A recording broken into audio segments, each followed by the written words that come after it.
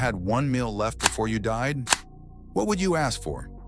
Most people would think of comfort food, something warm, familiar, and tied to memories, maybe your favorite pizza, a big burger, or your mom's cooking. But for some people on death row, their final meal requests were far from ordinary.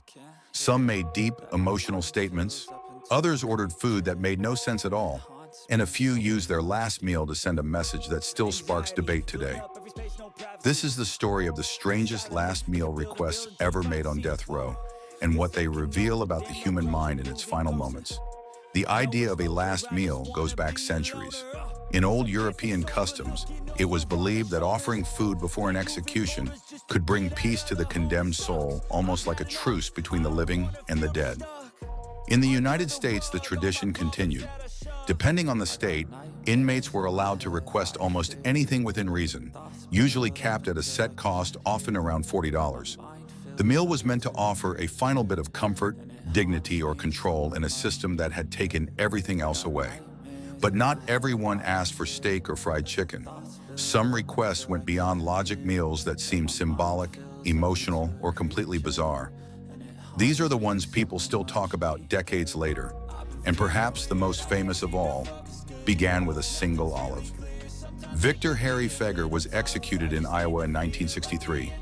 When asked what he wanted for his final meal, his response stunned everyone. One olive. Just one, with the pit still inside. He ate it quietly, leaving the pit untouched on the plate. When his body was later found, the olive pit was still in his suit pocket. No one knew why. Some said he wanted an olive tree to grow over his grave as a symbol of peace. Others believed it was a spiritual gesture, representing forgiveness. Whatever the reason, that tiny olive became one of the most haunting symbols in death row history, a silent protest, or maybe a prayer. It's strange how one small thing can carry so much meaning. And it showed something important, that for some people the last meal isn't about food at all, it's about the message behind it. In 2007, Tennessee inmate Philip Workman was asked for his last meal request. But instead of asking for anything for himself, he did something no one expected. He asked that the prison send a large vegetarian pizza to a local homeless shelter. The officials refused, saying it wasn't allowed under prison policy. So Workman declined to eat anything at all. But when news of his request reached the public, something incredible happened. Homeless shelters across the state started receiving donated pizzas, all in his name. Hundreds of people were fed that night because of a condemned man's final wish. Some saw it as an act of redemption. Others said it was a final attempt to leave a mark of kindness on the world. Either way, it proved that even in his last hours, Workman found a way to make his final act mean something. Not everyone used their last meal to make a statement of peace. Some refused to participate at all. Angel Neves Diaz, executed in Florida, simply declined any special meal. He ate the standard prison food and didn't touch much of it. For some inmates, refusing food was their last act of defiance, a way to say, "You can take my life, but not my choice." It's a small act of control in a world that has stripped every other freedom away. And then there were others who went to the opposite extreme, ordering so much food it became a national controversy. In 2011, Texas death row inmate Lawrence Russell Brewer made one of the most excessive final meal requests ever recorded.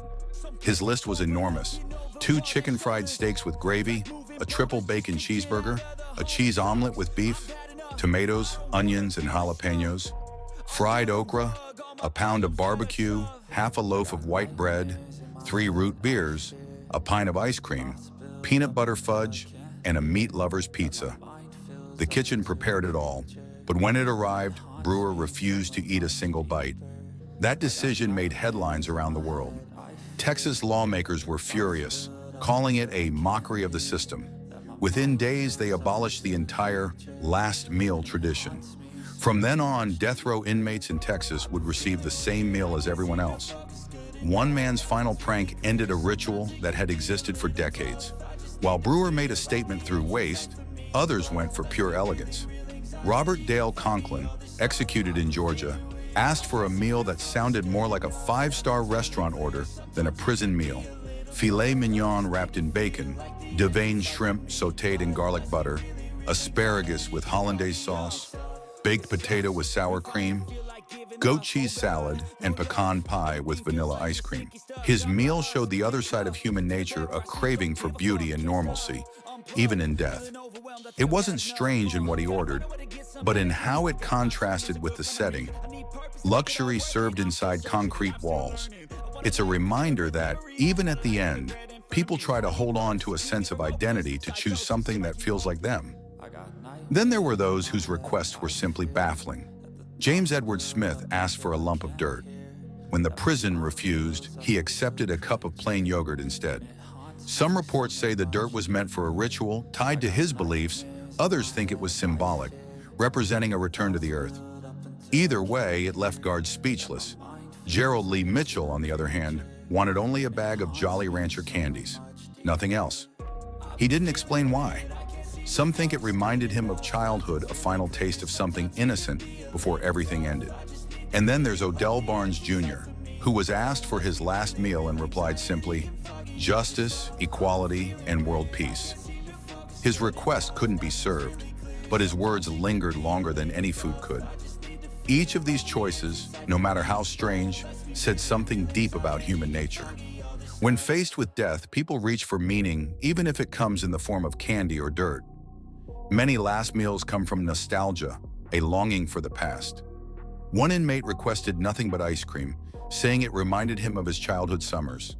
Another asked for a bowl of cereal, because it was something his mother used to serve him every morning before school. These small details may not sound dramatic, but they tell quiet stories of regret, memory, and loss.